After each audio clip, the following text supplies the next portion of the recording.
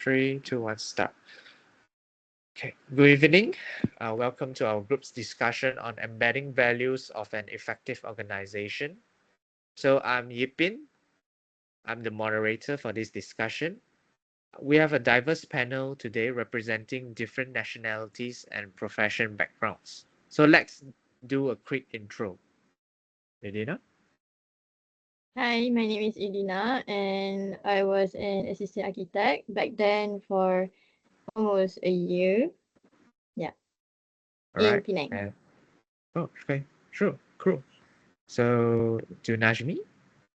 Hello everyone. My name is Najmi and I'm from Malaysia. And my profession foundation is in contract management within the construction industry sector. All right. So back to Wenshin. Hello everyone, my name is Li Wenxuan. I'm from China and I will be sharing my perspective on how we can balance harmony and conflict in global teamwork. All right, that's great. And Yuri?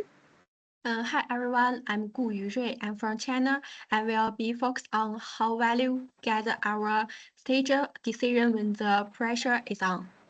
Oh, that's good. All right, Nadia? Hi, my name is Nadia. I'm from Penang, Malaysia, working as a quantity surveyor in a contractor company about 5 years in 2019. All right, finally, Tianxiao. Hi everyone, I'm Tian Xiao. I'm from China. I used to work as a project coordinator, so I'm interested in how values guide our daily work. All right, so before we start, I want to share my stance. So to me, the biggest challenge in the brief is the word internalize. So many organizations have values on a poster, but they are ignored. Our job is to figure out on how to move those values off the wall into our daily actions. So starting with the big picture, Edina, how do we even define effective organization in a dynamic environment? Okay, thanks, Ben. As you said, it's not about the poster. Look, the key phrase is dynamic environment. To me, an effective organization is one that can survive chaos without losing its soul. It's about adaptability, but you can't adapt with your leaders where they are rigid.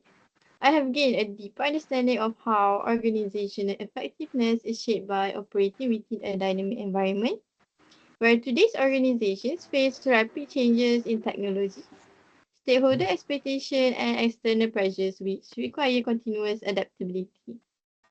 An effective organization is not only flexible, but also firmly guided by core values such as integrity, accountability, and ethical responsibility. These values provide stability and direction, ensuring that decisions and behaviors remain consistent even during periods of uncertainty. This discussion has influenced my professional perspective by highlighting the importance of balancing adaptability with value-based practice. As a future professional, I recognize that internalizing organizational values allows me to respond confidently to change while maintaining ethical judgment and accountability. Ultimately, effective organizations succeed by aligning adaptability with strong values, enabling sustainable performance in a constantly changing environment. However, if your leaders are rigid, you can't adapt because it's all about adaptability in the end. So, Najmi, how does leadership fit into this? I think in my experience, I can relate that people often expect a contract manager to be ultimate command and control figure, which is the person who points to a clause and barks an order. But my experience has taught me exactly what our previous speaker highlighted, that old school style doesn't fit a dynamic environment anymore. Even in a field as structured as mine, effective leadership is about more as acting like a servant leadership. It's about modeling the behavior you want to see through others, especially in the world of contracts. which is my background passion was in. If I want my team or my subcontractors to be accountable, I have to be the first one to stand up and admit when a mistake came out or arise in a negotiation or a filing status. When I admit I was wrong, even as the person in charge of the project, it shows that I'm a true human being, which is that vulnerability can create a sense of safety on site and either in the office also. And that safety builds the trust. We need to resolve disputes before they become a more worse things, disasters in our project. Because at the end of the day, without trust, we are just a group of people that bound by a legal document only, and not we aren't just acting as a teamwork. I see. I completely agree with that. So in our experience, servant leadership also means protecting the team from chaos. So if I'm a leader, I will demonstrate the value by absorbing the pressure so my team can really focus. So it's not just about being nice. So it's about creating a safe zone for performance so that my team can work well and understand what truly servant leadership is about and what truly leads them to be a great leader. So, but for Wenxuan, does this safe zone work when we are in a diverse team? So how does teamwork functions here? Absolutely. This is where my background comes in. I'm from China, where we really value group harmony and the well-being of the whole team. In Chinese culture, we often put the group's needs ahead of the individual, which helps create a strong sense of unity. But when it comes to global teamwork, just harmony is not enough. We need constructive conflict. High performing teams don't just agree with each other. They have respect for debates to find the best solutions. That's how we embrace diversity by listening to different viewpoints, understanding our differences and using them to our advantage. In a strong organization, teamwork is not just about agreeing with each other. It's about learning from each other and growing together. Teams that are open to different ideas and challenge each other respectfully really come up with the most creative solutions. This doesn't mean we need everyone to agree all the time. But what really matters is that these discussions lead to better decisions. All right. So that's a crucial point on constructive conflicts. So I think many people make mistakes for teamwork. It's like they think that they are agreeing with everyone. So, but in an effective organization, actually encourages debate. If we all agree, we might be walking off a cliff together. So, Yurei, how do we turn that conflicts into a decision? Exactly, that's the challenge. In effective organization, decision making needs to be quick but principled. Value act as our filter. They help make the right call first. Even under pressure, for example, if we truly value safety, we act immediately on risks, even if that means temporarily shutting down a construction site or delaying timeline. It might feel costly short term, but it's an investment in long term success. Value is action, right?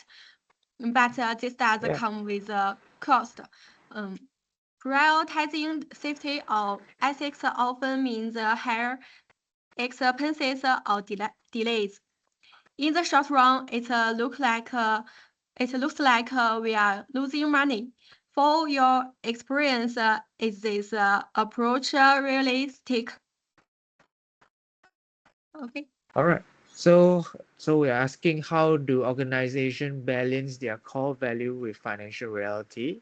All right, that sounds ideal, Yuri, but let's be real. There's often a massive financial penalty for being honest. I think demonstrating commitment is easy when it's free, but it's get real when it costs you something. So Nadia, so can you explain, have you seen any situation where paying that cost actually paid off or otherwise? Okay, that's a fair question. And honestly, it has to be realistic but also non-negotiable. So, from my experience in a professional and organizational setting, the most expensive mistakes are rarely because of technical, but it comes from the ethical failure. So, when an organizations compromise safety or ethic to save time or money, the short-term saving are often outweighed by long-term damage to trust and also reputation.